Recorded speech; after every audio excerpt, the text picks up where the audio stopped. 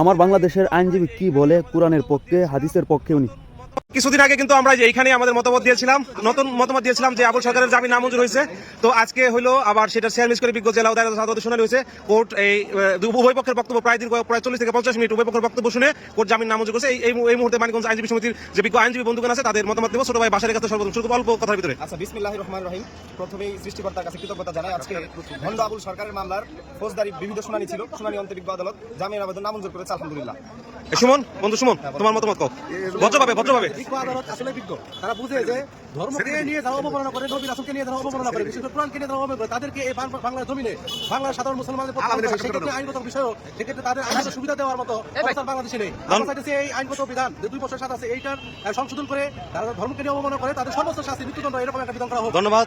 এই যে বলো ভাই অল্প কথায়। আমরা মানিকগঞ্জ জেলা আইনজীবী সমিতি সকল বিজ্ঞ আইনজীবীগণ এই ভণ্ড আবুল সরকারের জামিনের বিরোধিতা করেছি এবং বিজ্ঞ আদালতকে বলেছি এবং বোঝানোর চেষ্টা করেছি এই যে ভণ্ড আবুল সরকার গণ সহ যারা ইসলাম এর বিরুদ্ধে এবং প্রকৃত আল্লাহ তাআলা এবং আমাদের প্রিয় নবী মুহাম্মদ সাল্লাল্লাহু আলাইহি ওয়াসাল্লামের বিরুদ্ধে যারা অবমাননার প্রতিক্রিয়ামূলক কথাবার্তা বলে এই ভণ্ড বাউল শিল্পীদের বিরুদ্ধে ব্যবস্থা নিতে হবে এবং আদালতকে যেন বলেছি আমরা যে দৃষ্টান্তমূলক শাস্তি হতে হবে, যেন কেউ বাংলার এই জমিনে ইসলাম বিদ্বেষী কোনো কর্মকাণ্ড, ইসলাম বিদ্বেষী কোনো বক্তব্য প্রদান না করে। এই বিষয়ে আমরা বিজ্ঞ আদালতকে অবহিত করেছি। বিজ্ঞ আদালত আমাদের সাবমিশন শুনেছেন এবং সর্বশেষ বিজ্ঞ আদালত উভয় পক্ষ শুনানি শেষে বিজ্ঞ আদালত জামিন আবেদন নামঞ্জুরপূর্বক জেলা আদালতে রাখার আদেশ দিয়েছে। ধন্যবাদ।